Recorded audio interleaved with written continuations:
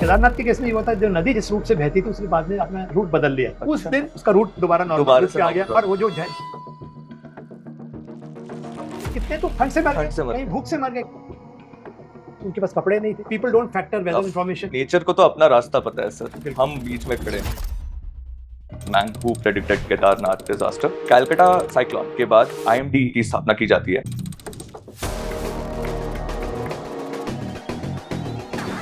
मुझसे ट्रेन में पूछा, आप कहाँ मैंने कहा मौसम विभाग। तो आंसर लगे तो वही लोग जो झूठ बोलते हैं। वेदर में you have only one chance. हमारे यहाँ का system is moving from north to south, east to west, west to east, tropical country. There are sudden changes happening and specially different seasons. Cloud कैसे बनता है, कैसे mature करता है, कैसे ग्रेविटी पानी को खींचता है। 10 सेंटीमीटर बारिश 1 घंटे में हो जाती है। That's called cloud. Cloud seeding, ये पुणे में जो क्लाउड चेंबर्स बन रहे हैं, मैं जब सुनता हूँ it seems more like a fantasy world की भाई बारिश करवाया जा सकता है। क्लाउड सीडिंग क्या है बेसिकली, देखिए जो आप इसको आप जब चाहें कर पाए, it's not that easy.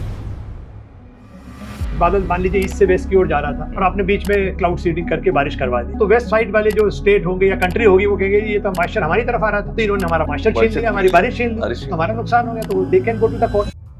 You were celebrated a lot with amongst the farmers. तो किसान खड़े हो गए कि एक खड़ा हुआ, साहब मेरा तो लाखों का फायदा हो गया। मैंने कैसे हो गया? पैसा बचा रहे हैं, एनवायरमेंट को बचा रहे हैं, प्लस इकोनॉमी में कंट्रीब्यूट कर रहे हैं, हेल्थ को बचा रहे हैं। इस बार मॉनसून लेट है sir ji. What was the reason सर? नॉर्थ इंडिया इतना सफर किया सर?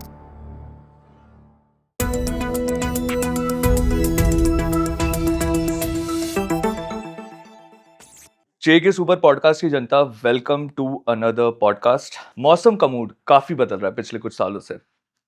गर्मी बढ़ रही है, फॉग बढ़ रहा है, फ्लड ज्यादा आ रहे हैं। इन सब के पीछे आईएमडी है एक संस्था जो 150 सालों से प्रेडिक्ट कर रही है और लाखों जाने बचा रही है, लाखों के रिसोर्सेज बचा रही है। आज हम जानेंगे इंडिया का future with weather, and there can be no one better than Mr. Anand Kumar Sharma sir to explain all of this. I would like to welcome Mr. Anand Kumar Sharma sir. Thank you. The man who predicted Kedarnath disaster. Very warm welcome to the show sir. It's an honor to have you as our guest.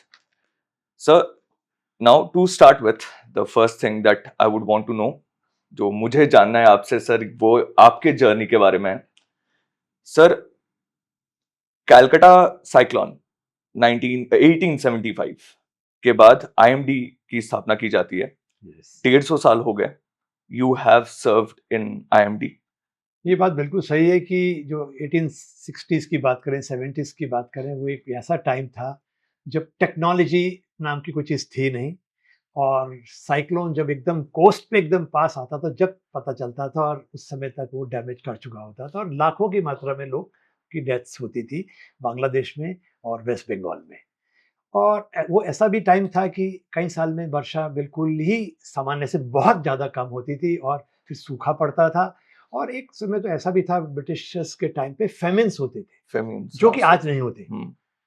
उस समय सूखा थोड़ा पड़ता है, drought होता है, feminine नहीं होती। उस समय फेमिन भी होते थे। और फिर अगेन हजारों लाखों लोग जो है उनके पास खाना नहीं होता था, पानी नहीं है, और उनकी डेथ्स होती थी। तो उस समय जो ये दौर था, तो उस समय प्लानिंग किया गया कि भाई एक ऐसा विभाग होना चाहिए जो कि वेदर प्रेडिक्शन कर सके, टाइमली इंफॉर्मेशन दे सके। यदि साइक्लोन आने वाला है तो यदि टाइमली बता देता है ऐसा डिपार्टमेंट हमें, तो हम लोग जान की रक्षा कर सकते हैं, लोगों को सेफ जगह पे ले जा सकते हैं। और ऐसे यदि बारिश कम आने वाली है तो हम मतलब कि बता सकते हैं सरकारों को कि भाई, और किसान भाइयों के भी इस समय वर्षा कम होने वाली है, तो आप या तो कहते हैं शॉर्ट ड्यूरेशन क्रॉप में जाइए या ऐसी क्रॉप लगाइए जो इसको कम पानी की ज़रूरत होती है। तो इस तरह की एडवाइस देने के लिए इंडिया मेट्रोलॉजिकल डिपार्टमेंट, भारत मौसम विज्ञान की स्थापना की गई। और एक्चुअली वहाँ से शुरुआत हुई और इसका हेडक्वार्टर कलकत्ता में था। फिर कलकत्ता से ये शिफ्ट होके शिमला गया, शिमला से ये शिफ्ट होके पूना गया, और पूना की जो मेन बिल्डिंग है, बिल्कुल बहुत अच्छी बिल्डिंग है, उसका नाम आज भी शिमला ऑफिस है। और उसके बाद जब वर्ल्ड वॉर 2 स्टार्ट हुई तो उसको लगा कि भाई अब वेदर का जो है, एयरफोर्स को बहुत ज़बरदस्त सपोर्ट चाहिए होता है, प्लेन को फ्लाई करना है और सब बहुत सारी इश्यूज़ हैं उसके अंदर, तो उसको फिर हेडक्वार्टर दिल्ली लाया गया। तो करीब 1900 आई थिंक 1920 के आसपास ये शायद दिल्ली में आया, और जब से फिर ये दिल्ली में हेडक्वार्टर है, और पूना भी एक काफ़ी बड़ा हमारा हेडक्वार्टर कह लीजिए, सेकंड हेडक्वार्टर पूना है। और उस जब से लेकर निरंतर प्रयास है भारत मौसम विज्ञान विभाग का कि बेहतर पूर्वानुमान दे सकें। और ऐसा भी एक शुरू में ऐसा दौर भी था कि लोग हंसते थे मौसम विज्ञान विभाग के ऊपर कि भाई ये जो बोलते हैं बिल्कुल उल्टा होता है। ठीक जैसे मेरा भी हुआ, मैं एक बार ट्रेन में जब जॉब ज्वाइन करने जा रहा था तो किसी ने मुझसे ट्रेन में पूछा आप कहाँ काम, मैंने कहा मौसम विभाग, तो हंसने लगे, तो वही लोग जो झूठ बोलते हैं। तो ये देखिए कि लोगों के अंदर जो एक मानसिकता थी कि उनको नहीं ट्रस्ट नहीं था, उनका ये था कि जब फोरकास्ट दी जाती है तो गलत निकलती है, तो लोगों को विश्वास नहीं था बिल्कुल भी। तो मुझे उसी समय मैंने ठान लिया कि भाई ये तो बहुत गलत बात है कि हमारा लोग मतलब इस तरह से मजाक उड़ा रहे हैं। और कार्टून आपने देखा, दिस वाज व्हेन सर आपने कब ज्वाइन किया? ये 89 की बात है, 1989। उस समय भी अगेन हमारे पास सैटेलाइट्स बहुत ही रूडिमेंट्री थे, जो सैटेलाइट इमेजरीज मिलती थी बहुत रूडिमेंट्री थी, रडार ना के बराबर थे, अलमो एक आध होगा कहीं तो होगा, तो और अच्छे मॉडल्स भी नहीं थे वेदर फोरकास्टिंग की। नेटवर्क जो था वो भी बहुत डेंस नेटवर्क नहीं था, तो हर तरह की जो खामियां थी, पर फिर भी वेदर प्रेडिक्शन तो दिया जा रहा था विद लिमिटेड थिंग।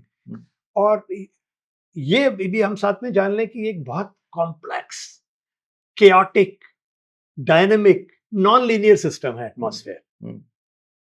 यानी कि सर आपने बोला था every day is a one day match. Yes बिल्कुल।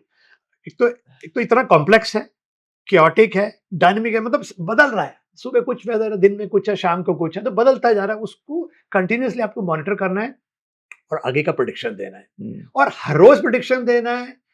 और अब तो ये है कि नाउ कास्टिंग आ गई, तो हर 2-2 घंटे का देना है प्रेडिक्शन। तो यानी कि मुझे तो हर रोज ही वनडे क्रिकेट मैच खेलना है और हर रोज जीतना है उस मैच को, हर रोज जीतना भी है। Yes sir. So now you can imagine how much pressure you have as a forecaster, of course. ठीक है। तो उसको जितना, यदि 5 डे मैच है तो आप उसको संभाल सकते हो, थोड़ा सा प्लानिंग कर सकते हो। यहाँ तो अच्छा एक ही आपको मौका मिलेगा, आप मैंने फोरकास्ट दे दिया, उसके बाद I can not do anything. अब तो सिर्फ मैं पोस्टमार्टम कर सकता हूँ कि ये गलत गया तो क्यों गया। जबकि डॉक्टर के पास जो है, उसके पास तो एक पेशेंट को बुलाया, कोई दवाई दी, कुछ आपने बताया और नहीं ठीक हुआ, फिर बुलाया और टेस्ट करवा दिए, फिर दवाई बदल दी। You can do number of thing, but weather में you have only one chance, right. और दूसरा, एटमॉस्फेयर हैज नो बाउंड्रीज। यानी कि यहाँ पे जो वेदर, दिल्ली का वेदर है अभी इफेक्ट हुआ है, ये इफेक्ट कहाँ से हो रहा है? बे ऑफ बंगाल से जो हवाएं चल के आ रही हैं, अपने साथ नमी लेके आ रही है, वो उसके चलते बादल बन रहे हैं और बिजली, मतलब जो भी कड़क रही है बिजली और बारिश हो रही है अभी हो रही है। तो नेचुरली मॉइस्चर तो बे ऑफ बंगाल से आ रहा है, पूर्वई आनी शुरू हो गई। तो आप डिस्टेंस देखिए ना, कहाँ से मॉइस्चर चल के आ रहा है। तो आपको यदि प्रेडिक्शन करना है तो सिर्फ आपको दिल्ली का डेटा नहीं चाहिए, आपको आसपास के स्टेट, एंटायर कंट्री, और एंटायर कंट्री से भी काम नहीं चलेगा, एंटायर ग्लोब। तो पूरे ग्लोब का डेटा आपको चाहिए। और आप सोचिए, trillions and trillions of bytes of data, इतना सारा डेटा, उस डेटा को आपने इकट्ठा करना है, अच्छी क्वालिटी का डेटा होना चाहिए, और उस डेटा को इकट्ठा करने के बाद आपको उसको एनालाइज करना है। तो आप मैनुअली तो नहीं कर पाएंगे, छोटे छोटे लैपटॉप पे तो नहीं कर, उसके लिए आपको सुपर कंप्यूटर। तो उस सुपर कंप्यूटर में डेटा जाएगा, उसमें भी घंटों लगते हैं उसको फोरकास्ट को जनरेट करने के लिए। अगले 10 दिन का फोरकास्ट जनरेट कर रहे हैं। तो कहने का मतलब आपके पास टेक्नोलॉजी चाहिए, डेटा चाहिए, और डेटा में भी हाई लेवल की आपको टेलीकम्युनिकेशन लाइंस चाहिए, जिससे डेटा एकदम फटाफट पूरे वर्ल्ड का डेटा हमारे पास आ जाए, हमारा डेटा इवैल्यूएट हो जाए और आप तुरंत, बिल्कुल इसी रियल टाइम बेसिस, मतलब आपने डेटा कलेक्ट करा, इमीडिएटली उसको ट्रांसमिट करना है, उसको रखना नहीं है। It's called real time.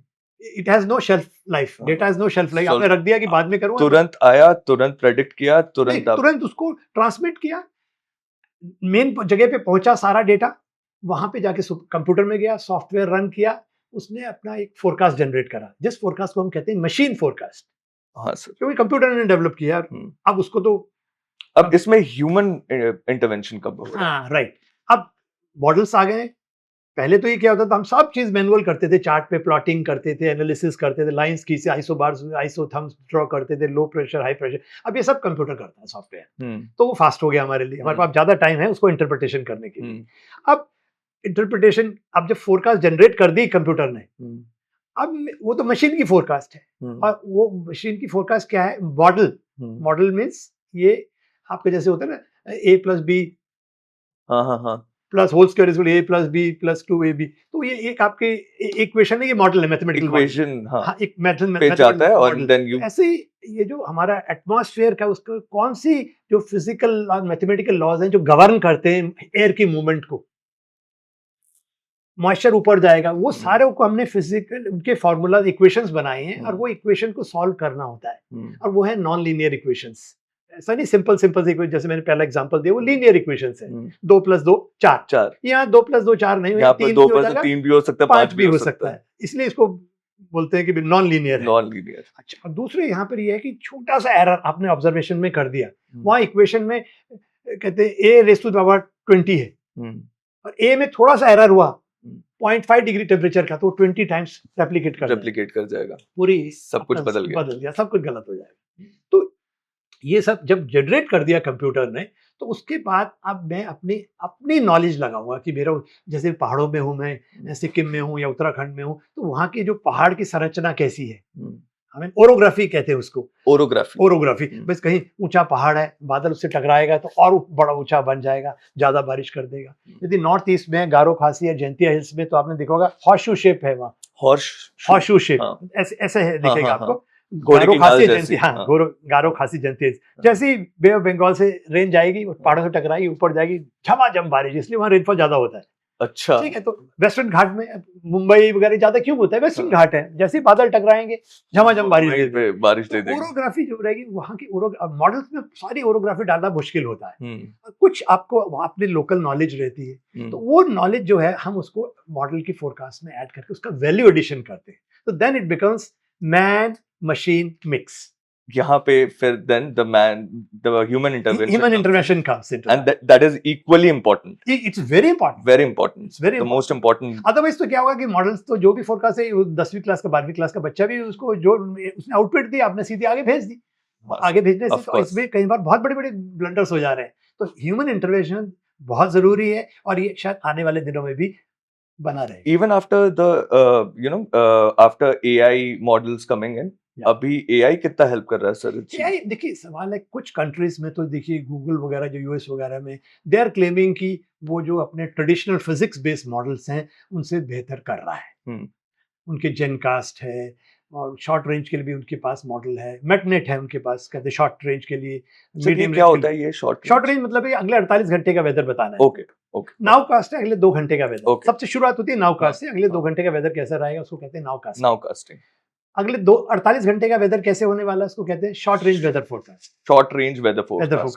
5 to 10 days in advance forecast देना है, उसको कहते हैं मीडियम रेंज वेदर फोरकास्ट। और 1 महीने का फोरकास्ट यानी 4 हफ्ते का एडवांस में देना है तो एक्सटेंडेड रेंज वेदर फोरकास्ट। और मॉनसून का फोरकास्ट देना है एक सीजन से पहले, तो उसे सीजनल फोरकास्ट और लॉन्ग रेंज वेदर फोरकास्ट कहते हैं। Okay sir, how accurate is this? देखिए, जैसे ही आपकी ड्यूरेशन बढ़ेगी, अब 4 महीने एडवांस बोल रहे हो, एक्यूरेसी उतनी कम होती जाएगी। 2 घंटे का बताना है, रडार है आपके पास, है सैटेलाइट है आपके पास, मेसो स्केल मॉडल है, छोटे एरिया का मॉडल है, you can do it very high accuracy, 90%। अभी आप बता सकते हो कि देखिए दिल्ली के, I can show that on radar कि क्लाउड इस डायरेक्शन ईस्ट से वेस्ट जा रहे हैं, तो नेचुरली अभी यदि हमारे ईस्ट दिल्ली पे बादल है तो थोड़ी देर बाद वेस्ट पे आ जाएंगे, तो हमें यहाँ पे बारिश मिल जाएगी। और यदि वेस्ट से बादल आ रहे हैं तो यहाँ ईस्ट वाली साइड पे बारिश मिल जाएगी, depending on the wind direction क्या है, क्लाउड को जो विंड स्टीयर कर रहे हैं, किस डायरेक्शन में ले जा रही है, तो उसके बेसिस पे आप देखते हो कि कहाँ जा रहा है और कितनी देर में वहां पहुंचेगा। सो यू गिव्स आधे घंटे में, पौने घंटे में वहां बारिश होने वाली है, दैट्स कॉल्ड नाउकास्टिंग। उस पे एक्यूरेसी, और कई लोग बोलते हैं ना यूएस वगैरह में बहुत एक्यूरेसी, वहां की नाउकास्टिंग बहुत जबरदस्त है, उनका रडार का नेटवर्क एक्सेलेंट है, 1 इंच भी नहीं बचता है एरिया जहां रडार नहीं कवर कर रहा है। तो इसलिए उनकी नाउकास्टिंग बड़ी जबरदस्त है। वो बोल देंगे अभी बारिश होने वाली है अगले 1-2 घंटे में, तो लोग छाता सुनते हैं, रेडियो ऑन करते हैं अपनी कार में और एकदम छाता लेके जाते हैं बाहर। That is very accurate. So where do we lack, sir? We lack in the sense कि सबसे बड़ी बात है वहां पे it is easier to predict because their system move from west to east. Okay sir. One way movement. हमारे यहाँ के system is moving from north to south, east to west, west to east, south to north. It's a tropical country. There are sudden changes happening here, and especially different seasons. अभी यदि बात करेंगे तो सबसे easy season to predict is winter season. because The system moved easiest from west time. to that system moved from west to east, like हाँ. just like Europe हाँ. and America. हाँ. But the most difficult season to predict is March, April, May, हाँ. where within minutes, you know, like 2:30 बजे आपने देखा कि भाई कोई बादल नहीं है बाहर, फिर next observation is taken at 5:30, देखा आपने कोई बादल नहीं है, पर बीच में क्या हुआ, बादल बना, जवान हुआ, बूढ़ा हुआ, जब बारिश दी मर गया, और कहीं भी वो ऑब्जर्वेशन में नहीं आया।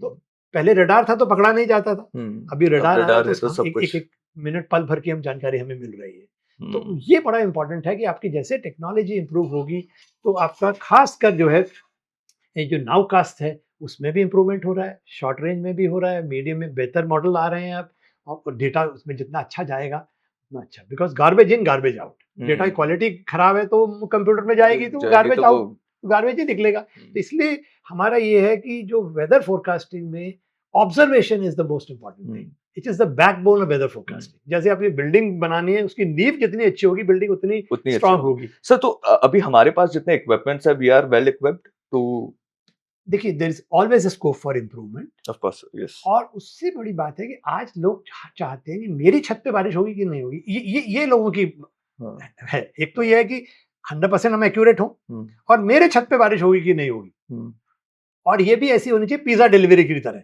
10 मिनट में पिज्जा डिलीवर हो जाएगा। It's not a pizza delivery, नहीं sir. One second thing, there is a limit to prediction. मैं हर छत पे नहीं दे सकता हूँ कि जो मेरे मॉडल की रेजोल्यूशन ही 5-6 किलोमीटर की है, अभी तक तो हम 9-10 किलोमीटर वाले रेजोल्यूशन के कर रहे थे, तो कहने का मतलब ग्रिड में कन्वर्ट, पूरे इंडिया को ग्रिड्स में डाल दिया, 10 किलोमीटर की ग्रिड में। तो इस एक ग्रिड का जो है 10 किलोमीटर की ग्रिड है उसमें एक ही जैसा वेदर दिखेगा, बट जबकि देयर आर डिफरेंशिएट, कहीं हीट आइलैंड है, बड़ी बड़ी बिल्डिंग्स हैं, कंक्रीट है, वो ज्यादा गर्म है, वहां थंडरस्टॉर्म ज्यादा हो सकता है, कहीं पहाड़ है। अच्छा, that also yes yes absolutely. अभी देखा नहीं आपने, आप यदि चांदनी चौक चले जाओगे, वहां जाओगे तो पता चलेगा सारा कंक्रीट है, हाई डेंसिटी है, गाड़ियां हैं, वहां का टेम्परेचर 3 से 4 या 5 डिग्री भी बाकी जगहों से ज्यादा हो सकता है। और आप लटियंस दिल्ली में चले जाएंगे, ग्रीनरी इतनी जबरदस्त है, कंक्रीट कम है, it is 2 to 3 degrees cooler. अच्छा, concrete it captures heat. It absorbs heat. Absorbs heat, of course. Naturally वो उसको कहते हैं urban heat island effect. Urban heat island effect. So concrete जो cities in general are warmer than the outskirts. Outskirts. Sir, you just said कि March, April, May. It's the most difficult time. Most difficult. Sir, इससे आगे बढ़ते हुए, sir इस बार monsoon late आया sir. जी जी जी। What was the reason sir? North India इतना सफर किया सर? देखिए मॉनसून की सबसे बड़ी देख ले, एक तो ये हजारों साल से आ रहा है और बहुत ही स्टेबल सिस्टम है, आगे पीछे थोड़ा बहुत चलता है, नॉट ए इशू। जैसे 1 जून को आता है, केरला पे हिट करता है, इस बार 4 जून को आया, थोड़ा सा लेट है, but it's within the limits.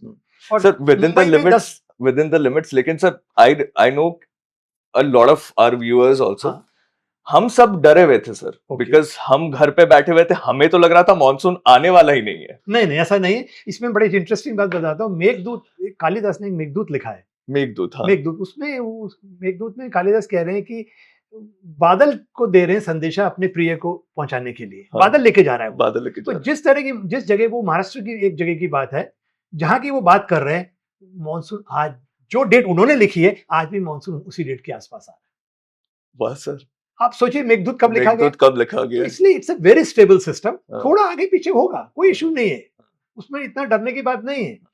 आगे पीछे हफ्ता 10 दिन, और पीछे तो ऐसा भी मैंने बताया ना आपको, कहते हैं 2 जुलाई के आसपास जाके कहते हैं पहली वर्षा हुई थी, कहते हैं 2002 के अंदर। जुलाई मतलब पूरा जून तो एकदम स्किप कर गए थे, ज्यादातर एरिया में बारिश ही नहीं हुई। होता है, कई बार ऐसा होता है, तो इसलिए ये हमें प्रिपेयर रहना उसके लिए, और उसके लिए तो मौसम विभाग बना हुआ है, उसी लिए तो लॉन्ग रेंज वेदर फोरकास्टिंग बनी हुई है कि आपको पूर्वानुमान पहले दे देना है, जिससे कि आपकी तैयारी हो। अब जैसे इस बार था, मौसम विभाग ने कहा, और पूरे वर्ल्ड में चर्चा चल रही थी कि एल नीनो है और बहुत स्ट्रॉन्ग एल नीनो होगा, सुपर एल नीनो की बात हो रही थी कि होगा। अभी सुपर एल नीनो नहीं है, होगा। उन्होंने कहा जैसे जैसे आगे बढ़ेंगे तो सी सरफेस टेम्परेचर और बढ़ेंगे पेरू के कोस्ट पे, तो ये शायद सुपर एल नीनो हो जाए। और ऐसा होता है तो ये पूरे वर्ल्ड के वेदर पैटर्न्स को अफेक्ट करेगा, और इवन मॉनसून को भी अफेक्ट करेगा। उस इंफॉर्मेशन को वेदर डिपार्टमेंट ने फैक्टर इन कर लिया, और जो लॉन्ग रेंज फोरकास्ट दिया उसमें उन्होंने कहा इस बार हमारी जो मॉनसून की रेन होगी, वो जो हमारा लॉन्ग टर्म नॉर्मल है, करीब आई थिंक 115 सेंटीमीटर्स के है पूरे इंडिया का टोटल, उसका 90% मिलेगा हमको। ओके, यानी 10% 10% कम हो थोड़ा कम हो जाएगा। जाएगा। तो ठीक है, तो इससे पहले भी इससे भी कम हमें वर्षाएं मिली हैं। और दूसरी बात है, आपको पहले बता दिया गया कि भाई 10% कम मिलेगी, तो इसका मतलब आप तैयारी रखिए। और एक और ध्यान रख लीजिए, जब मानसून नॉर्मल भी होता है, उस साल भी ऐसा होता है, कई एरिया में बहुत ज्यादा होती है और कई एरिया में फिर भी कम होती है। कितने डिस्ट्रिक्ट में फिर भी कमी के लिए रह जाते हैं, वहां सूखा होता है। ये और क्योंकि कहीं ज्यादा हुई कहीं कम होगी, दोनों को कंबाइन करा तो नॉर्मल होगी। तो इसलिए एवरेज जो है कई बार बड़ी गलत पिक्चर देती है आपको। ये ध्यान रख लीजिए। तो ये हम जो दे रहे हैं आपको एवरेज पिक्चर दे रहे हैं, total rainfall of the country. और कहीं जगह बहुत ज्यादा होगी, कहीं जगह कम होगी, और ऐसा भी होगा कि महीने की शुरुआत में हो गई, आखिर में हो गई, बीच में नहीं हुई। इसीलिए बहुत इंपॉर्टेंट जो हमारे लिए है, जो कि अभी हम नहीं कर पा रहे हैं, मौसम विभाग नहीं कर पा रहा, वो है डिस्ट्रीब्यूशन ऑफ रेनफॉल। ओके, जो क्या हर हफ्ते बता पाएंगे कि ये जो बारिश मिलने वाली हर हफ्ते इतनी मिलेगी? लॉन्ग रेंज फोरकास्ट में पहले 4 महीने ये बता पाए तो फिर तो कमाल हो जाएगा, यदि हम ये कर पाए तो। पर वो अभी हम नहीं कर पा रहे हैं, वो हमारे पास आज इतनी कैपेबिलिटी नहीं है। इस समय हम सिर्फ ये बता रखे कि टोटल क्या होगा 4 महीने का, और हर 2-2 महीने बताते हैं, जुलाई अगस्त कैसा रहेगा, फिर अगस्त सितंबर कैसा रहेगा, जून जुलाई कैसा रहेगा, फिर अगस्त सितंबर कैसा। तो मंथली दे रहे हैं, रीजन वाइज दे रहे हैं। बट डिस्ट्रिक्ट लेवल पे जाएंगे तो बहुत मुश्किल हो जाता है। और उसका डिस्ट्रीब्यूशन बताना कि 4 महीने में, मान लीजिए हमने कहा आपको 1000 मिलीमीटर वर्षा मिलने वाली है, तो क्या 1000 जो है वेल डिस्ट्रीब्यूटेड होगी 4 महीने में? यदि वेल डिस्ट्रीब्यूटेड होती है तो फिर तो मजा आ गया, किसान का कोई सूखा ही नहीं पड़ेगा। मगर ऐसा होता नहीं है। कभी आपको बहुत ज्यादा, जैसे अभी मुंबई में आपको देखिए, 2 दिन में खंडाला के आसपास में या कोई और डिस्ट्रिक्ट में देख रहा था, करीब एक दिन 55 सेंटीमीटर हुई और एक और दिन शायद इतनी, उससे थोड़ी सी कम हुई। Can you imagine? उतनी तो हमारे साल भर नहीं मिलती है दिल्ली को, उतनी 2 दिन में मिल गई उनको, क्योंकि उनका रेनफॉल हाई है। अलर्ट भी कर दिया गया था, अलर्ट भी किया गया था, बिल्कुल अलर्ट भी किया गया था। तो पर सवाल यह है कि अलर्ट भी आपने करा है, पर का तो ड्रेनेज सिस्टम तो खराब है। ऊपर से आपका टाइड आ रहा है, हाई टाइड, समुद्र में पानी जा रहा है, वो समुद्र से आपकी तरफ आ रहा है, तो वो भी नहीं जाएगा वहां पर। तो नेचुरली जल भराव हो गया, फ्लडिंग हो गई। I have been in Mumbai sir, 2 साल मैं रहा हूँ मुंबई। फ्लडिंग होती है, हाई टाइड आती है सर। बिल्कुल ड्रेनेज सिस्टम जो है घुटनों के ऊपर तक पानी भरा रहता है। 2 लाख या 4 लाख लोगों के लिए मुंबई बनाया गया था। और अभी करोड़ों लोग रह रहे हैं। तो ड्रेनेज सिस्टम पुराना है, तो इश्यूज आएंगे ही आएंगे। Of course sir. अभी एल नीनो के बारे में तो हमने जाना, एंड आई फील कि अब it is to be predicted, super El Nino आना है नहीं आना है, it is for the future to say. आपने बोला था sir 2002 was drought. It was a drought year. It was a drought year. That was more June rainfall पूरी miss हो गई थी ऑलमोस्ट। जुलाई से शुरू हुआ, तो 1 महीने की सोचिए आप, पूरा you didn't get, large part of India didn't get rains. So what happened उस time? Again, it's that's what onset नहीं हुआ ना। onset इस एरिया में जैसे onset होता है मानसून का, कि जैसे मानसून मैंने कहा ना 1 जून को केरला में आता है, और इस बार 4 जून को आया। और उसके बाद फिर वो धीरे धीरे स्पर्ट्स में आता है। ऐसा नहीं है कि लोग ये सोचते हैं कि मानसून सीजन शुरू हुआ 1 जून को और 30 सितंबर को खत्म हो गया, तो मतलब ऊपर से एक नलका खुल गया और वो 4 महीने तक नलका खुला रहेगा, बारिश होती रहेगी। ऐसा नहीं होता है। तो एक लो प्रेशर सिस्टम, यानी कम दबाव का क्षेत्र बनता है, जिसमें लो प्रेशर एरिया का मतलब है winds move in anti clockwise direction, and when they move in anti clockwise direction winds rise.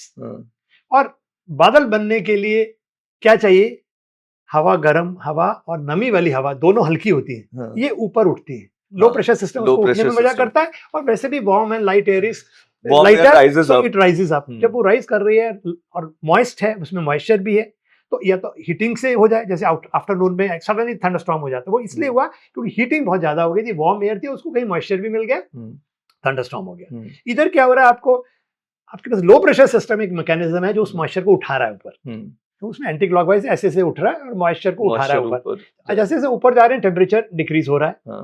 जब टेम्परेचर डिक्रीज होगा और मॉइस्चर है, तो क्या होगा? कॉन्डेंसेशन होगा, छोटी छोटी बूंदें बनेगी, और बूंदों के गुच्छे को क्या कहते हैं? क्लाउड, बादल।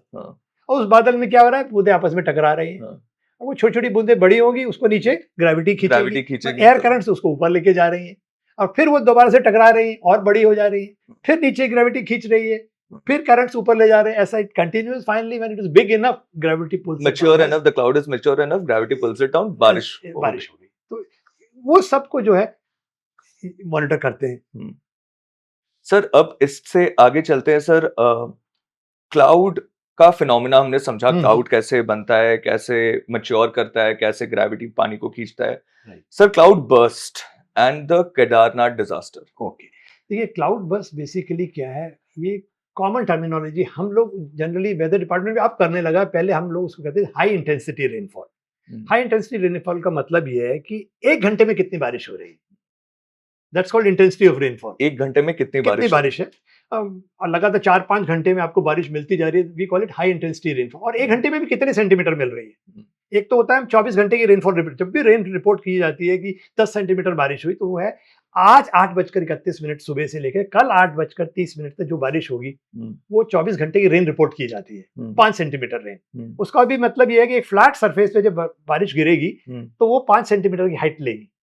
एक फ्लैट सरफेस में जब गिरेगी वो 5 सेंटीमीटर की हाइट होगी, तो that is called 5 centimetre rainfall has happened.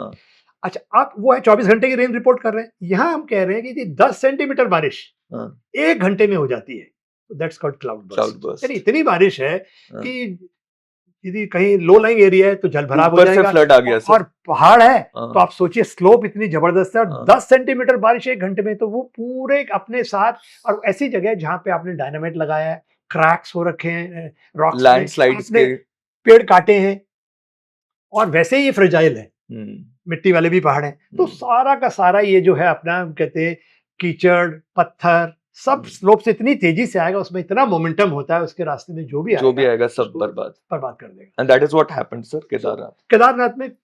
अब हाँ, that's what the public said, it was a government said कि भाई ये क्लाउड बर्स्ट है, but we said no, it was not a cloud burst, because although we didn't had a, this happened around 2013 correct. उस समय हमारे पास वहां observatory नहीं थी केदारनाथ में, मगर जहां भी उत्तराखंड में पूरे में थी, कहीं में भी क्लाउड बर्स्ट रिपोर्ट नहीं था।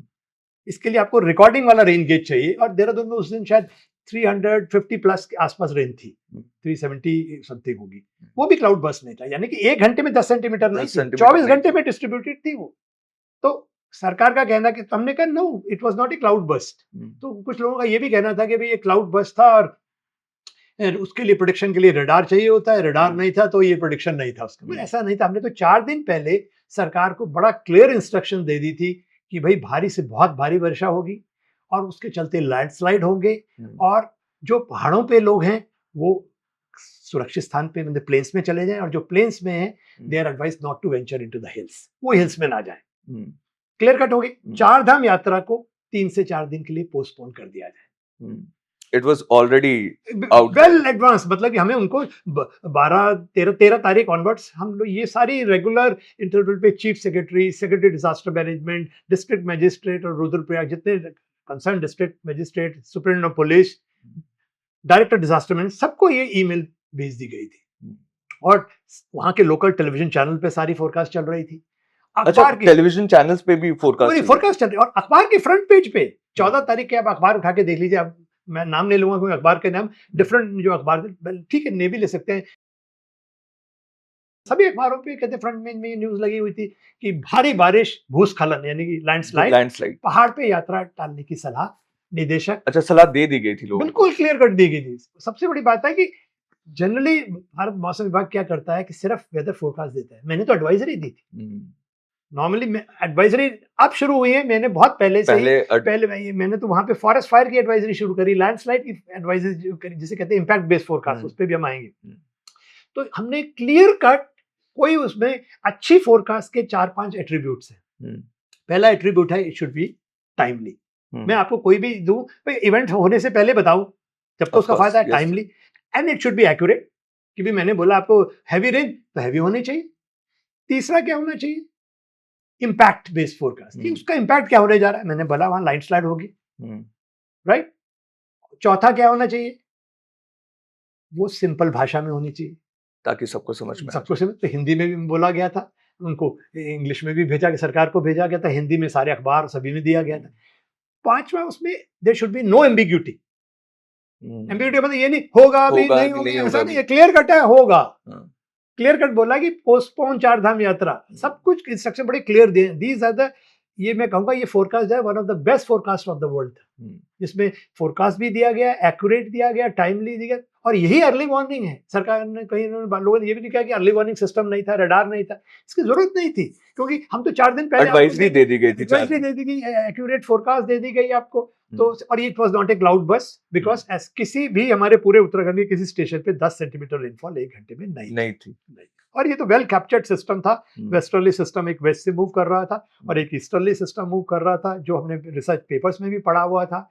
और उसको ये भी मालूम है वो दोनों आके इंटरेक्ट करते हैं ईस्टर्न राजस्थान के ऊपर, और वेस्टर्न सिस्टम बीइंग स्ट्रॉगर वो ईस्ट से जो लो प्रेशर आता है उसको रिकर्व करा देता है, और जो वो हिमालयस पे ट्रैक्टेंगल्स पे हिट करता है तो सारा मॉइस्चर डंप कर देता है, और उसके चक्कर में बहुत भारी बारिश होती है, लैंडस्लाइड हो जाती है।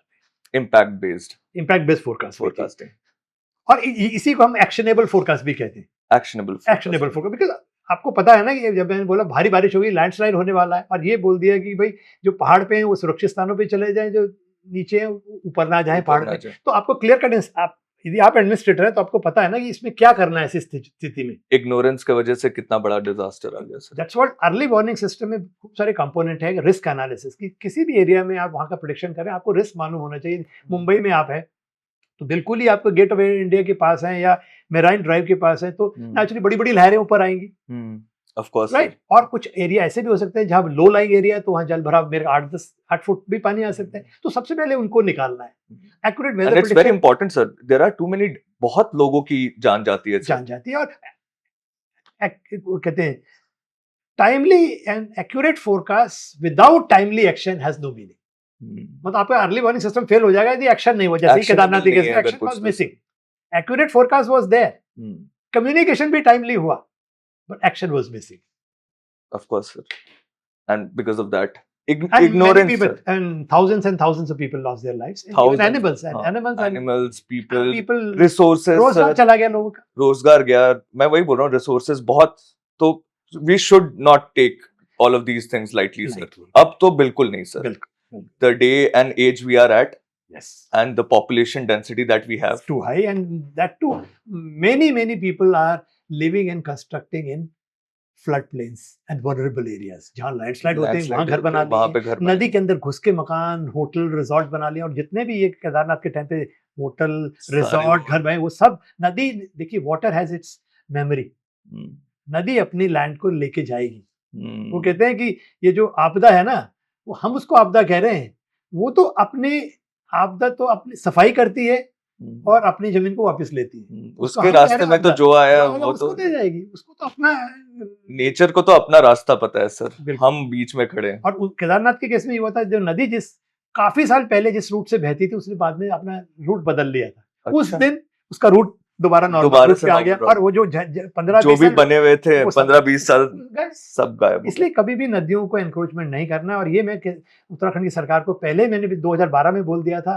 कि नदी के आसपास जो घर ये सब बने उनको वहां से हटाइए, और मेरी फोरकास्ट को आखिरी आदमी तक पहुंचाइए, जैसे हम कहते हैं लास्ट माइल कनेक्टिविटी, और उससे भी बेहतर टर्म है crucial mile connectivity. Crucial mile की मींस जहां सबसे इंपॉर्टेंट, केदारनाथ सबसे इंपॉर्टेंट था जगह, क्योंकि वहां पे हजारों, कितने 30, 40, 50 हजार लोग वहां पे थे। हाँ। तो वो माइल फंसे हुए थे सर, कितने सारे लोग, कितने तो ठंड से मर गए, कहीं भूख से मर गए, क्योंकि जंगल की ओर चले गए, ऐसे वहां खाने के लिए नहीं था, अच्छा उनके पास कपड़े नहीं थे। People don't factor weather information. Yes sir. Maharashtra, Gujarat से लोग आते हैं हाफ शर्ट में, चप्पल में, नो रेनकोट, नो अम्ब्रेला, और हो सकता है उनकी हार्ट प्रॉब्लम भी होगी किसी के पास, और वहां पे उस टेम्परेचर हाइट है 3500 मीटर, जहां बारिश होते ही कई बार स्नोफॉल भी हो जाता है जून जुलाई के महीने में, जहां सांस लेने के लिए सर दिक्कत होती है। तो आप सोचिए वहां पर यदि स्नोफॉल हो गया, टेम्परेचर माइनस में चला गया, और आपने कपड़े आपके पास प्रॉपर नहीं है, तो आपको वैसे ही हार्ट अटैक आ जाएगा। Of course sir. तो आगे बढ़ते हुए सर, क्लाउड सीडिंग के बारे में हम बातचीत करते हैं। क्लाउड सीडिंग क्या है सर, और ये पुणे में जो क्लाउड चेंबर्स बन रहे हैं, राइट। अभी क्लाउड सीडिंग के बारे में मैं जब सुनता हूँ, it seems more like a fantasy world की भाई बारिश करवाया जा सकता है। Correct. और वो ज्यादा फैंटेसी इसलिए लग रहा है सर क्योंकि India is now amongst the top red zone globally. Temperature बहुत हाई जा रहे हैं, टेम्परेचर काफी हाई जा रहा है। इन द स्टडी 100 सिटीज में इंडिया के 95 से ऊपर सिटीज है जो ग्लोबली सबसे हॉटेस्ट सिटीज में से एक है। तो सुन के तो काफी ऐसे फैंटेसाइजिंग लग रहा है कि इस क्लाउड सीडिंग हो सकती है, बारिश कराया जा सकता है, टेम्परेचर थोड़ा सा नॉर्मल किया जा सकता है उससे। क्या ये सच है सर? क्या ये हो रहा है? क्लाउड सीडिंग के एक्सपेरिमेंट जो है पूरे वर्ल्ड में हो रहे हैं और हमारे इंडिया में तो खासकर 70s में बहुत सारे एक्सपेरिमेंट किए गए और उससे भी पहले हुए हैं, उससे भी पहले एक्सपेरिमेंट्स किए गए but they were not very successful.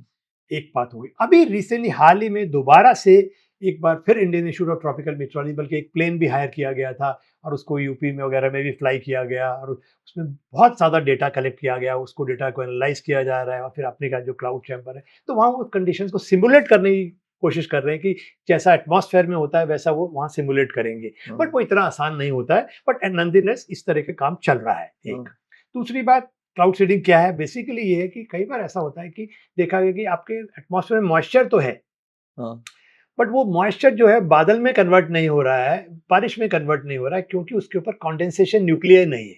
Sir आप मुझे सिंपली समझा सकते हो ये है क्या क्लाउड सीडिंग? क्लाउड सीडिंग क्या है? बेसिकली देखिए, जो पानी की बूंद जब बने, कैसे बनेगी? वाटर वेपर है, पानी तालाब समुद्र से सूरज की किरणें पड़ी उसके ऊपर, वाटर वेपर एवापोरेट हुआ, एवापोरेट के वाटर वेपर ऊपर गया। अब ऊपर जब ये गया तो उसको कंडेंसेशन होना, जैसे आपने देखा होगा रेफ्रिजरेटर से आप बॉटल निकालते हैं, बाहर रखते हैं तो बाहर बूंदे आ जाती है, वो कंडेंसेशन कहलाता है। मॉइस्चर जो मॉइस्चर तो सिमिलरली मॉइस्चर नीचे से ऊपर गया। अब ऊपर जब जाते हैं तो 1 किलोमीटर में जो टेम्परेचर यहाँ मान लीजिए 30 डिग्री है तो वहाँ पे 24 होगा 1 किलोमीटर के ऊपर। ठीक है। और 2 क्योंकि गर्म हवा ऊपर है। हाँ, इसको लैप्स रेट कहते हैं। As you go up with height temperature decreases with height, तो टेम्परेचर डिक्रीज कर रहा है। अब मॉइस्चर है उसके अंदर तो कंडेंसेशन हो जाएगा। ओके। और कंडेंसेशन मींस छोटी छोटी बूंद बन गई और बूंदों के गुच्छे को कहते हैं बादल। तो वो बादल बन गया। ठीक है। अब कई बार क्या हो रहा है कि नमी है आकाश में, कंडेंसेशन न्यूक्लियर नहीं है। ये कंडेंसेशन न्यूक्लियर क्या है? ये हो सकते हैं कोई डस्ट का छोटा पार्टिकल हो गया, कोई पॉलन ग्रेन हो गया, इवन बैक्टीरियल प्रोटीन भी हो गई। ये छोटा सा बहुत माइन्यूट जो जिसके आसपास पानी इकट्ठा होगा, वो कंडेंसेशन न्यूक्लियर। वो कह रहे हैं कि कई बार होता है कि पर्याप्त मात्रा में नहीं है तो हम उनको आर्टिफिशियली सीड कर देंगे, मतलब वो कंडेंसेशन न्यूक्लियर का बीज डाल देंगे। तो वो क्या हो सकता है? वो सोडियम क्लोराइड हो सकता है जो नमक हमारा, और सिल्वर आयोडाइड के क्रिस्टल्स हो सकते हैं। अच्छा। तो वो प्लेन्स जो हेल्प करेगा वो फॉर्मेशन, वहां गए प्लेन से और उसको स्प्रे कर दिया तो उसके ऊपर आप मॉइस्चर कंडेंस करेगा और बूंदें बनेगी और बादल बनेगा और बारिश हो जाएगी। ये पूरी प्रोसेस है। बट ऐसा मतलब सबसे बड़ी बात है कि आप इसको आप जब चाहें कर पाए, इट्स नॉट दैट इजी। उसके लिए पर्याप्त मात्रा में मॉइस्चर भी होना चाहिए और उसी समय आप ये करें। और यदि मॉइस्चर बढ़ रहा है तो क्यों बढ़ रहा है, उस समय विंड पैटर्न कैसा है वो भी देखना पड़ेगा। तो कहीं नेचुरल तो नहीं बारिश होने वाली है। और हमारी कंट्री तो ऐसी है जहां पर वैसे ही डस्ट इतना एटमॉस्फेयर के अंदर, तो कंडेंसेशन न्यूक्लियर तो इतनी कमी नहीं है, तो कोई स्पेशल कंडीशंस में भी किया जा सकता है। और मान लीजिए थोड़ी देर के लिए आपने कर भी दिया, Is there anything to any matrix to judge कि ये cloud seeding के वजह से ये बारिश हुई है? It's very difficult. You can't prove it. अच्छा, it's difficult to prove कि भाई ये आपकी बारिश हुई है, ये उसी के वजह से हुई, के कारण हुई है। ये it's very difficult to prove. तो ये एक सबसे बड़ा इसमें इशू है। और दूसरा इसके साथ इशू अब लॉ टॉट्स का भी है। मान लीजिए आपने बारिश करवा दी, मान लीजिए आपने कर दी, आप कह रहे हैं कि आप इतने एडवांस्ड हैं और आपने सब समझ लिया, आप जब चाहें बारिश करा सकते हैं, और करा भी दिए तो आप सवाल होता है कि बादल मान लीजिए ईस्ट से वेस्ट की ओर जा रहा था और आपने बीच में क्लाउड सीडिंग करके बारिश करवा दी, तो वेस्ट साइड वाले जो स्टेट होंगे या कंट्री होगी वो कहेंगे ये तो मॉइस्चर हमारी तरफ आ रहा था, तो इन्होंने हमारा मॉइस्चर छीन लिया, हमारी बारिश छीन ली, तो हमारा नुकसान हो गया। तो they can go to the court. तो लॉ ऑफ टॉट्स हो सकता है इसके अंदर। तो और एक और बात ये है कि अभी इतना परफेक्टनेस नहीं है इसमें, अभी एक्सपेरिमेंट और चल रहे हैं, हम बहुत चीजें इसको समझने की कोशिश कर रहे हैं। हाँ, वेदर मॉडिफिकेशन, इसको all this is called also called weather modification. और ऐसा भी चल रहा है, कई बार ओला होता है, आपको पता हो, ओला विद इन मिनट्स वो पूरी फसल को बर्बाद कर देता है। फसल को क्या पता, आपकी कार वगैरह बाहर खड़ी हो, बड़े बड़े ओले पड़ जाए तो डेंट पड़ जाएगा उसमें। Of course sir. तो आप यदि इसको या तो प्रेडिक्शन कर दे, कार वगैरह को अंदर ले जाए, पर फसल को तो नहीं ले जा सकते। सेब लगे हुए हैं आपके, वो सेब खराब हो जाएंगे। नेट लगा लीजिए, हेल नेट लग जाते हैं। मगर आजकल होता है कि एंटी हेल गन, आप हिमाचल में कुछ लोगों ने, जो फार्मर्स बड़े रिच थे, उन्होंने वो खरीद ली। अब उनको ये नहीं पता, एंटी हेल गन्स कि वो हेल को देखेंगे और हेल को डिस्ट्रॉय कर देंगे ऊपर ही। अब उनको किसी ने ये नहीं बताया कि जिन्होंने ये बेची कि भाई आप किस बादल को हिट करना है। अच्छा, सभी बादल तो हेल नहीं देंगे, उसके लिए रडार होना जरूरी था। रडार थे नहीं, सबने it's a laser based thing. It's laser भी है, कई बार साउंड वेव्स भी छोड़ते हैं, साउंड वेव से भी, उससे भी चला जाता है, तो उससे भी हो जाता है। तो आप ये नहीं पता आपको किस क्राउड को हिट करना है, तो आप ब्लाइंडली उसको करते रहोगे और अपना पैसा वेस्ट करते जाओगे, और यही हुआ भी। तो जब तक आप रेडार नहीं है आपके पास, रेडार होगा, रेडार आपको एग्जैक्ट लोकेशन देगा कि ये क्यूमुलोनिम्बस बादल बना हुआ है जो कि इस जगह पे है और इस डायरेक्शन में मूव कर रहा है, तो उसको एग्जैक्टली उसी जगह पे हिट करेंगे आप। तो जब आप उस हेल को डिस्ट्रॉय कर सकते हो और फसल को बचा सकते हो। तो उसके लिए again you need very precision, high technology और expert people. Yes sir. Sir फसल को बचाने से sir you were celebrated a lot with amongst the farmers because आपने उनको सजेस्ट किया था और काफी सारा क्रॉप का बचत हो पाया सर। जी जी सर उसके बारे में प्लीज कुछ बताइए। देखिए, मैं जब कहते हैं दिल्ली में भी पोस्टेड था, और फिर उत्तराखंड में भी पोस्टेड था, सिक्किम में भी पोस्टेड था, बैंगलोर में, सर उत्तराखंड में 14.5 years वहां था, सिक्किम में पोस्टेड था, बैंगलोर में पोस्टेड था, और दिल्ली में भी पोस्टेड था। तो इन सब जगहों पे, और प्लस मेरा जो पूरा मैंडेट, इवन पूरे हिमालयस को मैं देख रहा था जब दिल्ली में भी पोस्टेड, तो उनको फोरकास्ट देना और वेदर बेस्ड एग्रो एडवाइजरीज देना, मतलब किसानों को एडवाइस करना कि when to sow their crops, when to harvest their crops, when to apply, whether to apply irrigation और नॉट टू अप्लाई इरिगेशन, और if at all apply irrigation, how much to apply, light देना है, medium देना है, heavy देना है, when to apply fertiliser, when to apply irrigation और pesticides. तो ये सब एडवाइस देना, और वो सारी एडवाइस, एक तो होती है जनरल एडवाइस, ये है वेदर बेस्ड, कि जैसा वेदर होगा उसके अकॉर्डिंगली बताना है। मान लीजिए इस बार बारिश कम होने वाली है, तो किसान भाइयों को अब ये पता चला लेट मानसून, जैसे 2002 है, अब जुलाई में जब रेन आया तो 1 महीना तो आपके पास चला गया, तो आप 4 महीने की फसल नहीं लगाओगे, आप शॉर्ट ड्यूरेशन की फसल लगाओगे, तो उनको वो एडवाइस देना।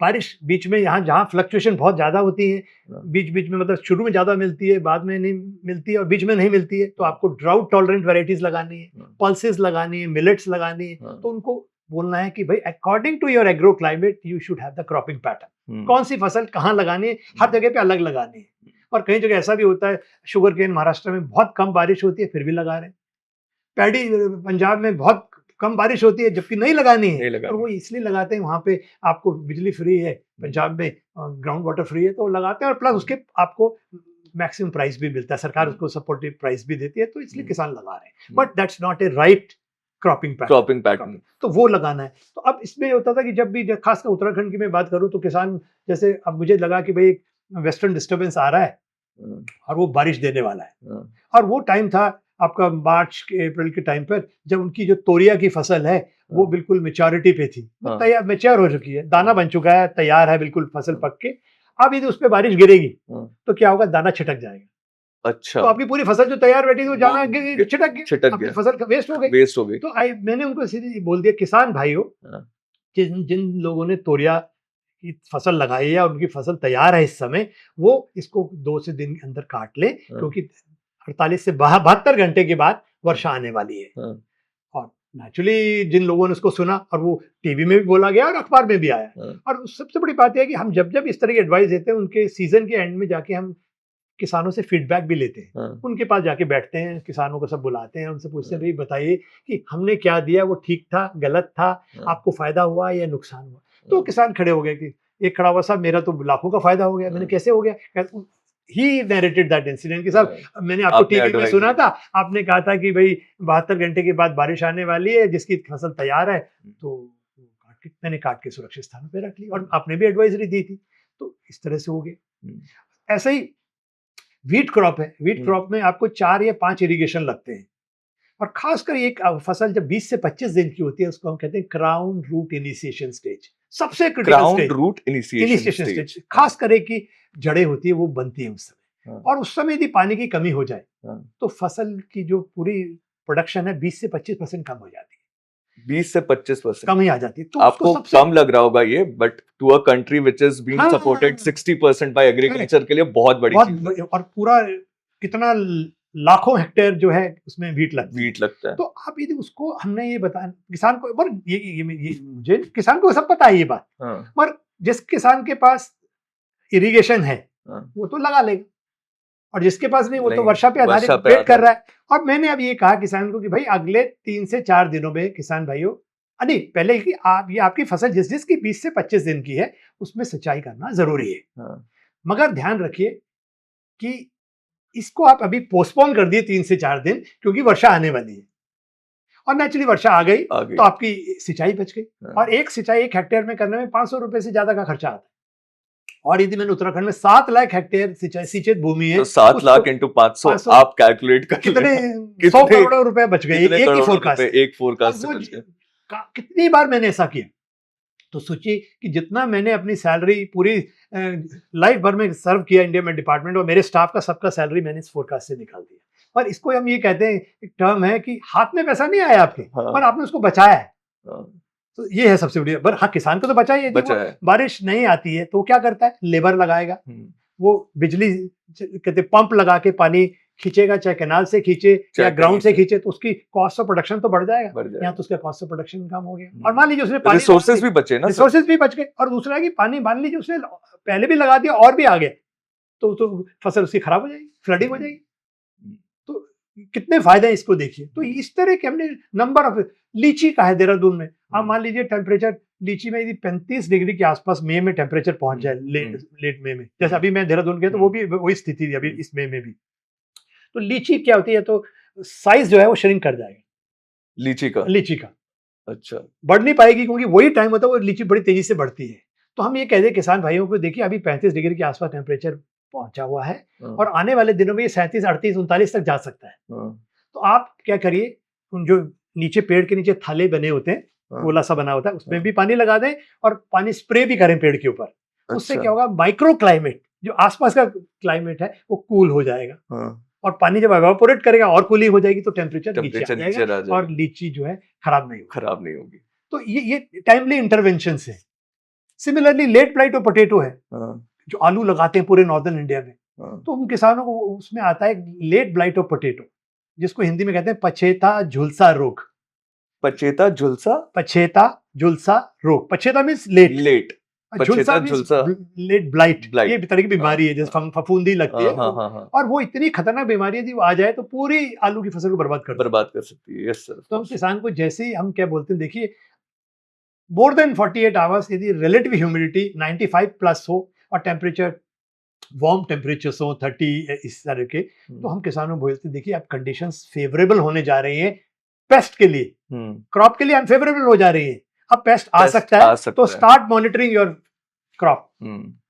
हमने ये नहीं कहा कि अभी कि आप स्प्रे कर दीजिए, हम अभी सिर्फ कह रहे हैं कि ये आ सकता है। अब सिर्फ जाके ऑलरेडी प्रेडिक्ट करके मॉनिटर करके बताइए। यदि आपको सिम्टम दिखता है तो उस पेड़ की टहनी पत्ते जिसमें लगा है उसको तोड़िए, टहनी को तोड़िए, गड्ढा खोदिए, दबा दीजिए।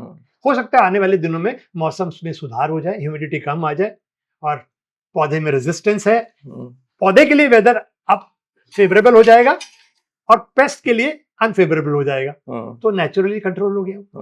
और कई लोग क्या करते थे पहले कि वो इमीडिएटली जैसे सिम्टम दिखा और स्प्रे कर दिया। जैसे कि आपका गला खवा, खांसी आई तो आपने इमीडिएटली क्या करा, एंटीबायोटिक ले ली। नहीं, एंटीबायोटिक नहीं लेनी है, गार्गल्स करिए, सलाइन गार्गल्स। आप लोग तो सर डॉक्टर हो गए किसानों के। बिल्कुल, यू आर डॉक्टर। हम तो उनकी बीमारियों को भी बचा रहे हैं। We can predict diseases. US में मैंने अर्ली वार्निंग पे काम किया है। Okay sir. कैसे मैं सैटेलाइट से और क्रॉप मॉडलिंग से, कंप्यूटर मॉडल से बता सकता हूँ कि पौधा, प्लांट इज अंडर स्ट्रेस, उसको न्यूट्रिएंट स्ट्रेस है, ये वाटर की स्ट्रेस है, या फिर उसको डिजीज की स्ट्रेस। क्योंकि जब भी स्ट्रेस होगी उसका क्लोरोफिल कंटेंट कम हो जाएगा, तो उसको जो रेडिएशन जो ऑब्जॉर्व करना था वो रिफ्लेक्ट करेगा। वो सिग्नल मैं सैटेलाइट से पकड़ लूंगा, तो वो सिग्नल आप सैटेलाइट से पकड़ लेंगे। NDVI इंडेक्स होता है, तो वो सब हम लोगों ने काम किया उसमें। तो हम वेदर से आएगी डिजीज, तो वो भी हम मॉनिटर कर रहे हैं। पौधे के बारे में हमें उसकी क्रिटिकल स्टेज पता है, हर स्टेज पे नहीं आती हर बीमारी। कुछ बीमारी आपको पता है, बच्चे को पोलियो कब होना है, एक पर्टिकुलर स्टेज पे ही होगा। तो जो ऐसे ही फसल को कब बीमारी आएगी उसके बारे में हमें क्रॉप कैलेंडर है, हमारे पास कैलेंडर बना पड़ा है। इस स्टेज पे आना है, उस स्टेज पे हमें वेदर कंडीशन पता है, तो अब इसमें बीमारी आ सकती है, तो हम, और वो वेदर अभी होने वाला है तो हम उसको पहले से बता देते हैं। और ये कहते हैं जब तक वो थ्रेशोल्ड को क्रॉस ना करे इन्फेक्शन, जब तक स्प्रे नहीं करना। और स्प्रे भी ऐसा नहीं हो कि आप स्प्रे करने जा रहे हैं और बारिश आने वाली है, तो हम कहेंगे भैया आप स्प्रे मत करिए, नहीं तो आपका स्प्रे बह जाएगा, आपका पैसा भी वेस्ट हो जाएगा, और वो जो स्प्रे जाएगा नदी नाले के अंदर जाएगा और पॉन्ड्स में जाएगा, तालाब में, पौधे में जाएगा, मच्छी खाएगी उसको, उस मच्छी को आप खाओगे तो पूरा कैंसर हो जाएगा। तो अच्छा सर, हेल्थ बचत हेल्थ हजार्ड भी हो हेल्थ सकता है हज़ार्ड भी इसकी हो वजह सकता है। से। सिमिलरली आपके छोटे-छोटे कीड़े होते हैं, वो पौधे का रस चूस लेते हैं। तो कई हाँ, बार वो होता है उसके लिए भी स्प्रे चाहिए, पर हम कहते हैं नहीं अब बादल और जब बदली दिखेगी आपको तो लगता है वो एकदम बढ़ने लग जाएगी। हाँ, और हम कह रहे हैं नहीं अब बारिश आने वाली है, चिंता मत करिए इसको वॉश आउट कर देगी। तो खत्म हो तो जाएगा। खत्म जैसे कि हो जाएगा। एग्जांपल देता हूँ, आपने देखा होगा पिछले 1-2 साल से आपके डेंगू, मलेरिया नहीं हो रहा है। नहीं हो रहा है। क्यों नहीं हो रहा है? क्योंकि रेगुलर इंटरवल पे थंडरस्टॉर्म हो रहा था। अच्छा, तेज हवाएं जब चलती है वो मच्छर को मार मच्छर देगी। को मार देगी। हाई टेम्परेचर जा रहा है वो मच्छर को मार दे रहा है। हाँ, और ये थंडरस्टॉर्म नहीं होंगे, हाँ।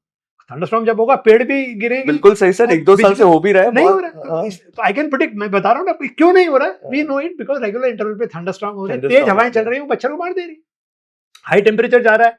अच्छा, ये दोनों चीजें कनेक्टेड है क्या सब सर? 2 साल से ऑल थंडरस्टॉर्म तो बहुत तेज आ रही है। ये सारे that's what I am saying, we can predict everything. हाँ, ये सारे हम प्रेडिक्ट कर सकते हैं प्रोवाइडेड कि लोग टायर में और उन पे अंदर डब्बों पे रखेंगे पानी भरा हुआ है कूलर then में, वो अलग बात they है। are having the breeding ground वो for कर रहे हैं। mosquitoes, लेकिन अदरवाइज ये सामान्य होगी तो वी कैन टेल यू कि भाई यहाँ वर्षा होने वाली है और ये लो लोइंग एरिया, ये पानी इकट्ठा होगा, जाओ और यहाँ पे केमिकल्स छिड़क के उसके नालवा को मार दो। तो इसीलिए किसान इतने थैंकफुल थे अच्छा तो आपके। उनको बिल्कुल उसका फायदा और उनकी प्रोडक्टिविटी One of बढ़ the गई। lifelines you guys are sir, IMD and बिल्कुल नहीं, हम लोग उनकी देखिए ना, मैंने बताया पैसा बचा रहे, एनवायरमेंट को बचा रहे, मतलब एनवायरमेंट पोल्यूटेड of नहीं course होगा, sir, प्लस इकोनॉमी में कन्वर्ट कर economy रहे में हैं, हेल्थ को contribute। बचा रहे हैं। तो इट्स वंडरफुल। और दूसरी बात आप प्लेन देख लीजिए, no plane can take off और लैंड विदाउट वेदर इन्फॉर्मेशन। हर एयरपोर्ट पे हमारा ऑफिस है। सर मैं इस पे आ रहा हूँ, सर मैं इस पे आ रहा हूँ आगे। अब सर कुछ सालों से आप फॉग के ऊपर भी स्टडी कर रहे हो और जी, फॉग बढ़ भी रहा है सर। जी सो जी। What is happening? देखिए फॉग तो एक, ये बात बिल्कुल सही है। यदि हम बात करें करीब करीब 90s ऑनवर्ड्स तो काफी डेंस फॉग होना फॉग शुरू होना हो गया। शुरू हो गया। और उससे पहले शायद ये यदि 70s की बात करें, हाँ, फॉग होता था कभी हाँ, कभार हो जाता था, ऐसा नहीं होता नहीं था, होता था। पर उसके बाद से बहुत डेंस हो गया। तो उसमें देखिए ये तो ध्यान रख ले, पोल्यूशन का भी कुछ रोल है। हाँ। और जब से ये ट्रांसपोर्ट बढ़ा है, अच्छा सर, एयरक्राफ्ट बढ़े हैं, ओके सर। ये सब भी इसमें कंट्रीब्यूट कर रहे हैं। फॉर द स्मॉग और द फॉग? फॉग स्मॉग दोनों दोनों चीजें। फॉग भी देखिए, फॉग अगेन, फॉग होने के लिए आपको कंडेंसेशन न्यूक्लियर तो चाहिए, 10 पार्टिकल्स तो चाहिए जिन पे फॉग क्या है basically, it's a cloud where observer is immersed. आप बादल के बीच में ही तो बैठे हुए हैं, वो भी एक लो लाइंग क्लाउड है, क्यूमुलस स्टेटस क्लाउड, उसको हम स्टेटस क्लाउड बोलते हैं, जो शीट की तरह होता है बिल्कुल। हाँ, ओके सर। तो ये फॉग बेसिकली है क्या, जब आपकी हॉरिजॉन्टल विजिबिलिटी हाँ। 1 किलोमीटर से नीचे हो, यानी कि 1 किलोमीटर की दूर की चीज आप ना देख पाए, हाँ, और रिलेटिव ह्यूमिडिटी जो नमी है वो 75% से ज्यादा होनी चाहिए। अच्छा, ये दो मॉइस्चर 75% से ज्यादा होना relative चाहिए। humidity should be more than Relative humidity, 75% and horizontal visibility should be less than 1 kilometer. Okay, तो ये फॉग होगा, और यदि 1 से 2 किलोमीटर के बीच में देख सकते हो तो मिस्ट होगा।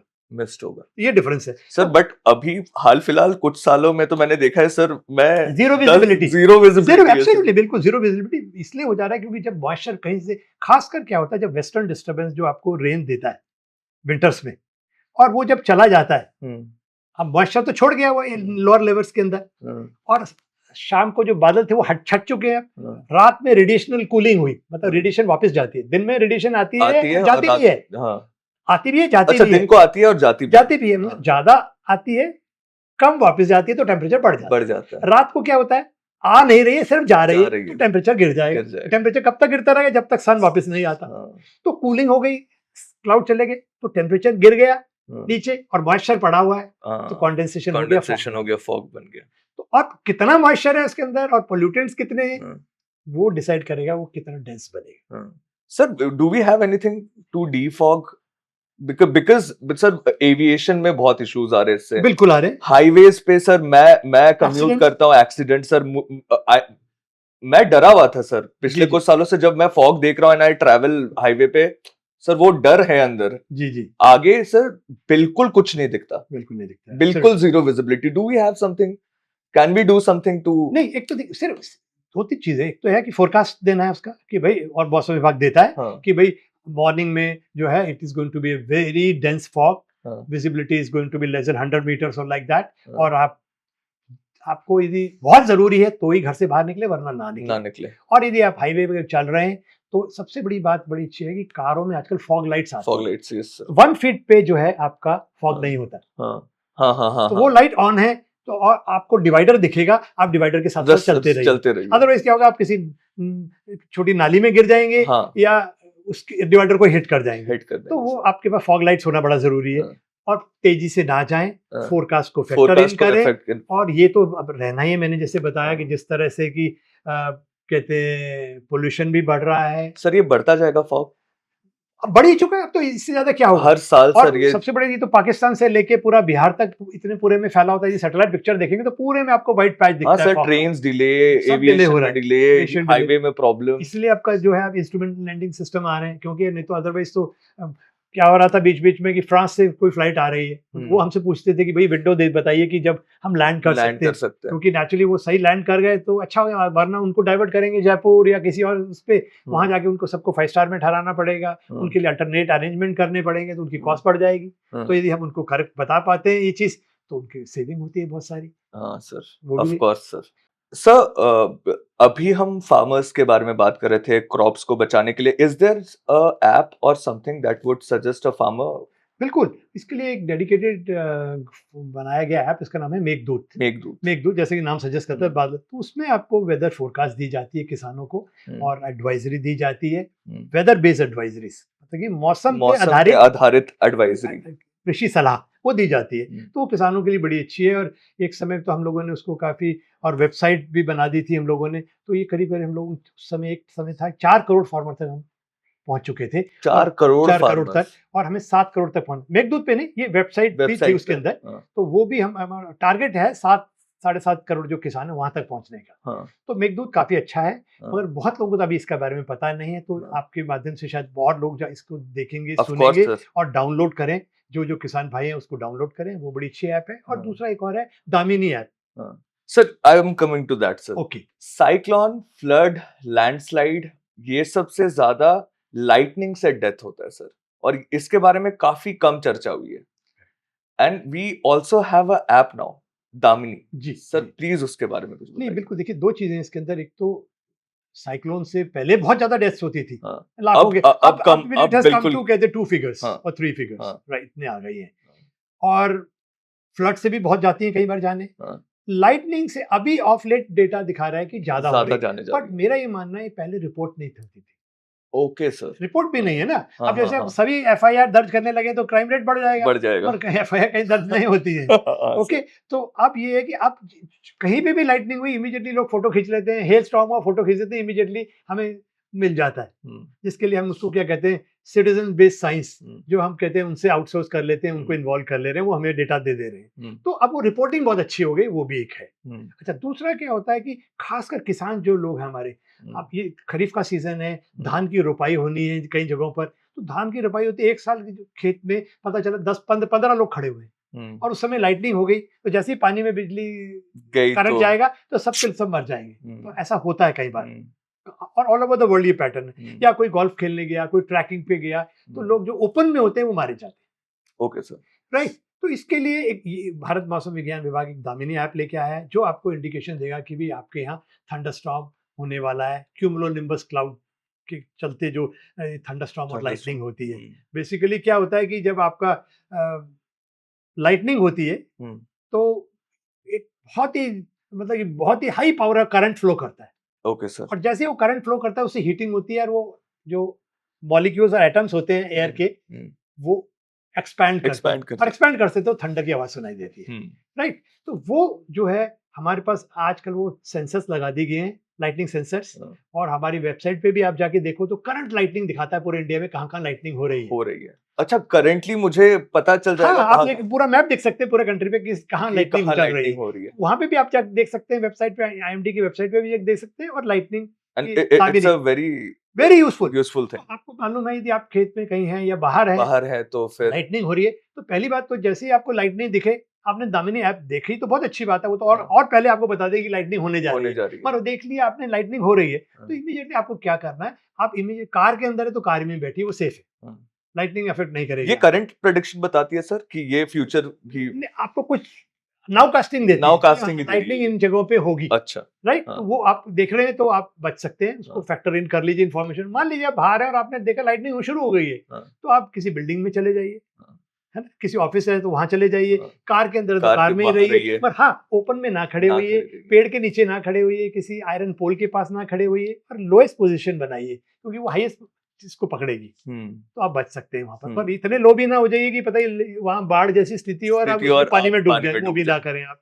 तो इसलिए अगेन वही है, लोगों को ये ऐप को डाउनलोड करना चाहिए हाँ। और उसकी मदद से उठानी चाहिए, पूरा पूरा फायदा उठाना चाहिए कि जो वार्निंग दी जाती है उसको। And it's a great initiative it's a great initiative. Great initiative sir. Sir अब हमने काफी कुछ कवर कर लिया sir. To to sum it up sir, अब एआई और एआई की तरफ दुनिया आगे बढ़ रही है। जी। एआई में दुनिया कहाँ है सर, हम कहाँ हैं? आईएमडी ने अभी एक नया सर क्या लॉन्च किया सर? क्या मौसम launch? जीपीटी। मौसम जीपीटी। आईएमडी ने अभी मौसम जीपीटी लॉन्च किया सर, उसके बारे में कुछ? देखिए एआई की बात करें तो एआई एक बहुत अच्छा टूल साबित होगा हम्म, हमारे लिए आने वाले सालों में। और कुछ कंट्रीज में तो यूरोप वगैरह में, अमेरिका में, गूगल जैसे है, Google is into it. Google ने नंबर ऑफ मेटनेट करके एक है जो आपके शॉर्ट रेंज फोरकास्ट के लिए एआई मॉडल है उनके पास, जेनकास्ट है उनके इट्स वेरी पास। Accurate sir. They are claiming it, okay. They are claiming it कि इट इज, खासकर जो उनका आपका जेनकास्ट है, हाँ। वो कह रहे हैं कि वो आपका मीडियम रेंज के अंदर it is doing better than the ECMWF model. Okay. उनके पास न्यूरल नेटवर्क बेस्ड एआई है जो कि क्लाउड फिजिक्स को भी इंक्लूड करता है, दोनों को कंबाइन करके जैसे हाइब्रिड कह दे, उससे वो लॉन्ग रेंज फोरकास्ट भी दे रहा है। तो उनके पास शॉर्ट मीडियम लॉन्ग तीनों के लिए है and they are claiming it is better. Okay. But मेरा ये मानना है कि definitely it has advantages. AI के एडवांटेज क्या है, एक तो ये बहुत फास्ट काम करता है। जो हमारे को जो फिजिक्स बेस्ड मॉडल हमारे पास अभी भी है, जनरल सर्कुलेशन मॉडल, वो घंटों लगते हैं बिलियंस ऑफ कैलकुलेशंस को करने के लिए और फोटो जनरेट, ये वही काम मिनट में कर दे रहा है। इट इज बेटर देन आपका पैटर्न रिकग्निशन में, human mind is better than computer, but AI is better than both in pattern recognition. ये जितने भी मतलब पिछले 50 साल के कोई इवेंट हो रहे हैं, उनको सबको फटाफट पैटर्न को देखेगा और देखेगा, मैच करेगा, यही पैटर्न अब होने जा रहा है, तो कि इतनी बारिश हो सकती है, तो उसमें इट्स वेरी गुड। थर्ड, ये डेमोक्राइजेशन कर दे रहा है, डेमोक्रेटाइजेशन। यानी कि क्या हो गया कि अब डेवलप्ड कंट्री के पास पैसे हैं तो उनके पास सुपर कंप्यूटर है, तो वो अच्छी फोरकास्ट देते हैं। डेवलपिंग कंट्री में पैसे नहीं है, luckily we have supercomputers, पर जिनके पास नहीं है, या कुछ साल पहले 86 87 से पहले नहीं थे, पहला सुपर कंप्यूटर लाया गया 87 के आसपास, क्रे XMP यूएसए से, उससे पहले वो दे नहीं रहे थे हमें। तो अब ये स्टेज है कि जिन कंट्री के पास सुपर कंप्यूटर के पैसे भी नहीं है, वो लैपटॉप पे या डेस्कटॉप पे एआई अच्छे मॉडल्स को ले सकते हैं और पैटर्न रिकग्निशन कर सकते हैं, फोरकास्ट मिनटों में जनरेट कर सकते हैं। तो वो इसके एडवांटेजेस कुछ हैं। मगर साथ में ये है कि टोटली हम सोचें कि सारा काम वही करेगा, कम्युनिकेट करेगा, वो नहीं होगा। उसको डेटा चाहिए। वो डेटा रेडार का डेटा, सैटेलाइट का डेटा, ऑटोमेटिक वेदर स्टेशन का डेटा, वो तो ह्यूमन बीइंग उसको लाके सब कुछ लिंक कराएगा, वो उसको देख। उसके बाद कम्युनिकेशन ऑफ फोरकास्ट, उसमें ह्यूमन इज बेटर, उनको डिसीजन मेकिंग बेटर पता है। अकाउंटेबिलिटी, कितना कम बोलना है, नहीं बोलना है, और कब बोलना है, कितना बोलना है, जो आपने 4 चीजें बोली सर, वो राइट। तो वो सब पे ध्यान देना है। और कई बार हो सकता है कि ह्यूमन इंटरवेंशन इसलिए बड़ा जरूरी है, मॉडल में यदि डेटा गलत चला गया कहीं, तो वो तो सारे प्रेडिक्शन गलत चले जाएंगे। और उस समय आपने बोला साइक्लोन नहीं आने वाला और आ गया वहां पर, तो ह्यूमन इंटरवेंशन अभी रहेगा काफी सालों, आने वाले सालों के अंदर, जब तक ये एआई मॉडल परफेक्ट नहीं हो जाते हैं। और इंडिया ने भी प्रयास जारी कर दिए हैं, मौसम जीपीटी भी ला रहे हैं। तो मुझे लगता है ये इनिशियल स्टेजेस में है। तो जैसे जैसे इसमें एवोल्यूशन होगा, मेच्योरिटी होगी, तो फिर सामने रिजल्ट। और इनको हमें नंबर ऑफ ईयर्स टेस्ट भी करना है। देखिए कोई भी मॉडल जो बाकी फिजिक्स बेस्ड मॉडल भी हम यूज करते हैं, तो पहले क्या होता है, एक रिसर्च ग्रुप उस मॉडल को डेवलप करता है, फिर वो मॉडल जाता है टेस्ट बेड में, मतलब दूसरा एक ग्रुप होता है जो उस मॉडल को टेस्ट करता है। टेस्टिंग चलती है, जैसे सॉफ्टवेयर्स के साथ होता है, टेस्टिंग होती है। फिर टेस्टिंग होने के बाद देखता है कि ये काम कर रहा है, देन उसको ऑपरेशनल फोरकास्टर को दे दिया जाता है। तो अभी मुझे लग रहा है ये सब अभी हमारे जो स्टेज है वो अभी test bed, but we have started sir, we have started. तो हमें अच्छे रिजल्ट दिखते हैं, होपफुली कि आने वाले सालों में और अच्छे रिजल्ट मिलेंगे। और अच्छे रिजल्ट मिलेंगे तो हम लोग फिर हाइब्रिड मॉडल की बात कर सकते हैं, जो मिशन जो है हमारा 2047 में भी हम बात कर रहे हैं। तो उस समय तो ये चीज है कि हम लोग हाइब्रिड मॉडल जो होंगे हमारे पास, एआई मॉडल प्लस हमारे फिजिक्स बेस्ड मॉडल, तो दोनों को हम कंबाइन करेंगे, दोनों के प्लस पॉइंट्स लेंगे और प्लस जो कहते हैं मैन मशीन और ह्यूमन कंपोनेंट को डालेंगे और बेहतर अच्छा, that is what forecasting। Is mission 2040। Mission 247 में तो हाँ। मतलब ये है कि उसने ओवरऑल तो उसमें क्या है मिशन 45 की, एक तो कि कोई इवेंट जो है बचे ना हमसे, बचे 100% डिटेक्शन होगा। 100% 100% डिटेक्ट डिटेक्शन करेंगे। मतलब ऐसा ना हो कि वो कोई थंडरस्टॉर्म वो हम पकड़ नहीं पाए इसको, कोई कहीं टॉर्नेडो जैसे यहाँ तो कम टॉर्नेडो नहीं आते, एक्सट्रीम थंडरस्टॉर्म वो हमने पकड़ नहीं पाए, तो 100% डिटेक्शन होगा, वो हमारा टारगेट है। प्लस जीरो डेथ, कि कोई डेथ नहीं होगी किसी भी एक्सट्रीम वेदर से, वेदर के वजह से। दो। Great sir. तीसरा कि नेक्स्ट 3 दिन का वेदर जो होगा 100% एक्यूरेट होगा, उसमें कोई गड़बड़ नहीं होगी। प्लस 5 दिन के वेदर में 90% एक्यूरेसी होगी। 90% 90% एक्यूरेसी 5 दिन अगले में? 5 दिन के वेदर के लिए, और अगले 10 दिन के वेदर में मोर देन 70 के आसपास या 75% एक्यूरेसी होगी। तो ये मेन टारगेट्स हैं उस समय के लिए कि जब तक हमें उसको अचीव करना है। 2047 और उसके लिए जो मॉनसून जो मिशन है हाँ। उसके लिए तैयारियां पहले से पैसे लगा दिए गए हैं, उसके हाँ। अंदर बेटर जो नेटवर्क, बेटर रडार्स और सैटेलाइट ये सब उसमें लगाए जाएंगे। तो ये सब लग जाएगा, नेटवर्क इंप्रूव होगा, बेटर टेक्नोलॉजी होगी और मॉडल्स अच्छे आ जाएंगे, एवोल्यूशन हो चुका होगा मॉडल्स का, तो ये टारगेट्स हम अचीव कर पाएंगे। And how much helpful it would be? Definitely भाई, आप जब जान बचाएंगे, जान की तो कोई कीमत नहीं है। कोई कीमत नहीं है सर। और आप फसल बचाओ, रिसोर्सेज बचाओ, एग्रीकल्चर, वाटर रिसोर्सेस, इकोनॉमी में कितना बड़ा एनर्जी, यस इकोनॉमी के लिए आपके पास एनर्जी सिक्योरिटी, वाटर सिक्योरिटी, सबके लिए ये बहुत उन सेक्टर्स को, ये drought, energy security, water security, उसमें इसका बहुत बड़ा रोल होगा। बहुत बड़ा रोल होगा सर। तो यदि वो हम कर पाते हैं, even when we have the talks of fresh water resources की जो अभी कमी होने वाली है या फ्यूचर में जो बात चल रही है, नहीं उनको वाटर एफिशिएंसी कैसे बढ़ानी है, और प्लस एनर्जी कैसे प्रिपेयर्ड रहना है, कैसे आपके पास रिन्यूएबल एनर्जी को कैसे बढ़ाना है, सोलर को कहाँ हार्वेस्ट करना है, कहाँ विंड को हार्वेस्ट करना है, वो भी वेदर डेटा पे डिपेंड करेगा। उस पर भी मॉडल्स होंगे, कब ग्रिड जो है उसमें मतलब कि थंडरस्टॉर्म आने वाला है, कब वो ग्रिड खराब हो जाएगी, तो वो सारी चीजें जो है, और ये जहाँ थंडरस्टॉर्म होने वाला है 100% एक्यूरेसी देना है। और एआई का एक और बड़ा छोटा सा एग्जांपल दूंगा, बहुत अच्छा रोल क्या हो सकता है। मान लीजिए आप कहीं बार पता चला किसी को हार्ट चाहिए गुड़गांव में, और वो दिल्ली में हार्ट अवेलेबल है, अब आप भेज रहे हैं उसको और बारिश हो रही है, अब वो तो गाड़ी में निकल गया गुड़गांव के लिए, और पता चला वहां एक जगह पानी भरा हुआ है, जाम लग गया। एआई आपको बताएगा कि भैया आप इस रास्ते में जल भराव हो रखा है, आप इस रास्ते से जाइए, तो आप टाइम पे पहुंच जाएंगे और पेशेंट बच जाएगा। Great sir. तो ये how the technology is going to help, तो इसलिए, और ये बड़ा जरूरी है। और दूसरा मैं आम जनता को कहूंगा कि आज साइंस एडवांस काफी हो चुकी है और हो रही है, तो अब आप ट्रस्ट करिए और start factoring weather information into your day to day planning and be weather wise and climate smart. और ये हम करते हैं तो will make our country a weather ready nation by 2047। उससे भी पहले हो जाएगा। Great sir. काफी अच्छा लगा सर। I got to learn a lot of things. I hope audience को भी काफी कुछ सीखने को मिला है आज के इस एपिसोड से।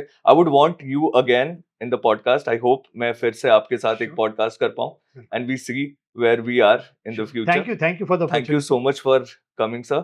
Thank you so much for coming to JK Super Podcast, sir. Great. So nice to talk to you, sir. Thank you, sir.